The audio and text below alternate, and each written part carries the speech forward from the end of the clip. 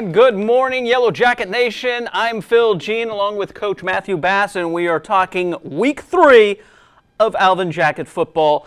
Not the result we wanted, of course, a 55-0 loss on the road at the road stadium of Freedom Field as we lost to Shadow Creek 55-0. Just, Coach, tell us a little bit about that game and I guess some of the words that were exchanged at the end, since obviously you're good friends with Coach Green. Sure. I mean, you know, the biggest thing is, and we talk about it all the time, you can't even be competitive in a game if you're not going to win the turnover battle. You know, right out the gate, I think we had 2 interceptions, one for a touchdown, had one later in the game, and had one towards the end. And so that puts you at a bad setup. You know, we weren't very well in special teams, let a punt go to the house. There was a lot of good things in the game, but I'm not going to sit here and say, you know, all these positive things. It wasn't a good game for us. We'll be better for it, right? It's only a loss if you don't learn. But we got to be more consistent. We got to make people work to win. We can't just give it to them. Yeah. How weird was it to be on the opposing sideline since you've been on that Shadow Creek sideline for so long? I mean, it was cool. You know, the kids came up to me before the game, after the game, talked to a bunch of the coaches I knew, and it wasn't one of those weird things. It was kind of interesting whenever Shadow Creek's doing their deal and going in for meetings and things like that, and I'm like, oh yeah, I'm not over there. I'm here. You know what I mean? And so I talked to Coach Green after the game for quite a bit, and some of the guys that I'd work with, and just great dudes. They played a great game. Really respect them, and you know, hope they continue to do what they do. Okay. All right, a 55-0 loss. Obviously not what you wanted to see on offense, less than 100 yards total offense. We will dive right into that after this short break. As you can see, we'll take a look at the yardage numbers first. 47 carries on 31 carries, obviously not what you're wanting to see. Right. You know, just we had a lot of negative yard plays. We had some good runs, but then we'd come back and we'd, you know, leave someone unblocked on the first level. TFL, leave some, you know, quarterback gets sacked. I mean, these things like that. It's not that we didn't do anything. It's just that we took 1 step forward and 2 steps back. And so one of the things we talked about was we showed them, hey, this is what it looks like, and this is what it almost looks like, right? We had opportunity to make plays here, had an opportunity to, you know, to get the ball, and we didn't. So. Okay. And then on the defensive side of the ball, gave up over 400 yards. I think obviously the thing that you might have been concerned with, 30 missed tackles overall in the game. Right. I mean, and that's always been a red flag for me. And I can look through all the years I've been a coach. Anytime we have 20-plus missed tackles, we've had a rough night on defense. That was a season high for us at 30 missed tackles. Coming off of a game, I think we had 8 to 10 the week before. And we got to be more physical on the point of contact and drive our feet through. And we'll see a clip actually where we end up making a play, but should have been made 2 to 3 seconds earlier. All right. Speaking of those plays, we will get to the offensive side of the ball right after this short break, so stick with us. All righty, welcome back. We have, of course, on the offensive side of the ball, definitely some struggles. 31 carries, 47 yards rushing, and then passing game. You mentioned the turnovers, 4 interceptions, so that was costly. Let's, I guess, dive in, take a look at the offensive side of the ball on some of these plays. Let's do it. Okay, here we got one of our RPO concepts. It's just a slant, okay? Great read here, playing with their leverage. Perkins comes down with a good catch. And the thing is, a step away from hitting his head on the goalpost. And this is one of the plays we talked about in film is if we get a yard more separation, a step more separation, we're gone. You know, this is early in the game. We go up like this. Who knows what the mentality and the vibe is going into the next series. And that's 1 of 4 catches for Hayden Perkins on the night. Yes, sir. All right, let's take a look at the next play then. It's just a kick concept here. Good, strong physical run. This is one of the things that I've seen every week, and I love seeing it, is yards after contact. But not only just by the running back, but we have the whole offensive line pushing as well. And this is something that I really, really, really love to see, that our kids aren't giving up. They're continuing to get every yard, scratch, bite, and claw. Yeah, it's one of the few moments that we have positive yards on the rushing end, as we had 31 carries for just 47 yards. All right, let's take a look at the next play.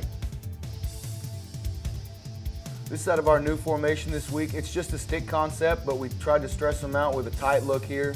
Okay, great read by the quarterback, good physical catch. by a video there, get upfield, okay, try and get any yards you can. But just a great overall little scheme that we were able to play with him there. Talk a little bit about the quarterback's mindset, throwing 4 interceptions and only completing 33% of his passes. What kind of things do you kind of try to tell him? Well, and the mindset really isn't an issue with him. That's one of the beautiful things about it is it doesn't get to him. It goes deeper than that. You know, sometimes it's a bad read, sometimes it's the wrong route. You know, the interception late in the game, it looks like we're just chunking up in the air over the middle of the field. Well, that guy's supposed to be running a post. We ran 113, we're supposed to be running 112. You know, one of the other picks, we're supposed to be running a slant, and instead we're stalking. And so we're throwing it right to him. And so there's all kinds of little nuances that we've had to work all week to get better at day one stuff if we're going to be competitive. Always want your quarterback to have a short memory. So, all right, Absolutely. let's move to the next play. This is just 2 glance here. This is one of my favorite concepts personally. Play with their leverage once again. Read that safety. He's bailing. We're going to give him to him now. It's pitch and catch.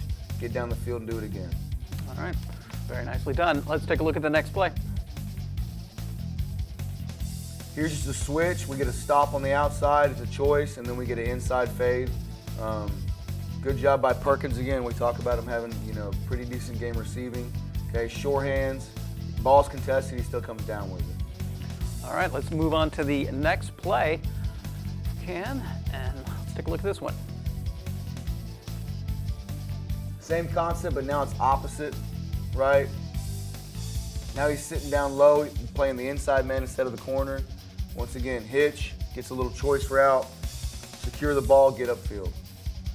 You've got to like those quick little hits. Absolutely. Let's take a look at the offensive player of the game. As we mentioned his name a few times. It's Hayden Perkins, 4 catches for 46 yards, his longest 14 yards grab. Just tell us a little bit about his game. Perkins is a great player, first of all. One of the things that's great about him is he can play the outside, he can play the inside, do a little bit of both. He's a smart kid, athletic, long, rangy, and a sure catcher. And so having a kid that we can depend on day in and day out in the receiver corps is great, and he's a great example of that. All right, let's now jump to the defensive side of the ball. We gave up 148 yards rushing, 214 yards passing. Just talk about this first play. Well, just in general, right? Physicality, right? Great fit here, but we got to run our feet. Now, the beauty of it is, right, we got people running the football. Travis Goss, he's our leading tackler right now. He's 2nd overall in the district for tackles going into week 4. Comes through and cleans it up. I like the physicality from Jaron Casas here, but he's got to run his feet through, and we got to continue to gang tackle. You mentioned Goss, 10 tackles on the night, 4 assists as well. All right, let's skip ahead to the next play. Little stun action here, okay? Not a bad job. I'd like that outside backer to the field to be a little tighter, but we penetrate through the line, we get a TFL, can't complain there. The beauty of this is where he's got to start cutting back across the field. That means that we're shutting his front side gaps off, so not a bad job at all. Yeah, you got to like the penetration that was had overall by most of the team on this play. Yes, sir. All right, let's skip ahead to the next play. Once again, we talk about what could happen, right? Consistency is a big thing with us, and we've seen a few clips already that we can play physical football, we can play smash mouth football. We just got to be more consistent in what we do. Here's a great play here. He doesn't hold on, but Blaine Bingham, the sophomore, okay, ends up getting up on there and just gang tackled, TFL there. Okay, actually I believe ball ends up on the ground on this one as well, and we recover. Yeah, you guys had 2 fumble recoveries on defense, part of that turnover battle that you were talking about. All right, let's skip ahead to the next play. Okay, we talk about being able to put people on the ground. We caused a fumble, okay? We end up getting it ourselves, but we're leaving sacks on the field. We got after the quarterback, I thought, decently well in the first half, but we didn't do a lot of finishing, okay? I would have loved to have been able to go and take him out right then and there, but we're reaching instead of, putting our shoulder on people. So be it. Run to the ball, get him down. Let's continue to play football. Was that a design blitz for 43? Yes, sir. Yes, sir. Did you do a lot of pressure on that in this game? Yes, sir. Being with Tyrone Green for the last, 9 years, I thought I had a decent beat on what he wanted to do, so we tried to stress him out a little bit with the blitz this week. But we just gotta finish plays. That's gonna be our big thing. Okay. All right, let's skip ahead to the next play then. Just a little one screen here. Great trigger by Bingham. Everybody flying to the ball. Ball out again. We get the ball. Okay, these are the type of things that we talk about is if we make them make mistakes, we got to make them pay for it, right? If they put the ball on the ground, it's got to be in our hands. If they put the ball in the air, it's got to come down with us. And so it's good to be able to see these guys continue to play even though things aren't going their way. I think the effort's there. We just got to continue to work the assignment and the alignment of things. Right. Second turnover of the game in that one. 2 fumble recoveries, you got to like that. All right, let's take a look at the defensive player of the game, and that would be Trace Martinez, right? He had a pretty solid game. Just talk a little bit about what he brought to the table. You know, Trace is just that prototypical inside linebacker, right? He's big, strong kid. He can run tackle to tackle really well. He's smart. He's a hard worker. Trace is not a guy that you're going to hear much from. He's just going to come to work. You know, he's going to chop wood, haul water. Chop wood, haul water. That's right. But, you know. There's that execution you were talking yeah, about. Exactly. I need to work on it too. But just a great physical player for us. Sure tackler. He's second overall in tackles right now on the team with 22. Really looking forward to him having a big senior year for us. Yeah, he had 6 in this game, 6 solo tackles, 2 tackles for loss. We saw a good amount of tackles for loss despite the 30 missed tackles. Right. And that's one of those indicators as well is we're still putting people in the backfield. You know, we're still putting pressure on them. We're still contesting things like that. We just got to continue to build and build and build and get consistent to where if we had 5 TFLs, well, we probably missed 6 or 7. And so we got to limit the mistakes, limit the opportunities that they give us to where we don't capitalize. Okay, sounds good. All right, we are going to talk about the next game. It's a short week. We'll talk about that right after this break. All right, welcome back. It is a short week. As I mentioned, you get to play back here at home, but you have quite the task at hand. You're going to be playing Pearland, who's coming off a 64-0 win over Sam Rayburn. Sure. Just talk a little bit about what you're expecting with a ranked team like Pearland is. Well, you know, Pearland is Pearland, right? Coach Scott does a great job over there. They're physical up front. You know, they run that Katy Power I. They run the same defense we do, 3-4 defense.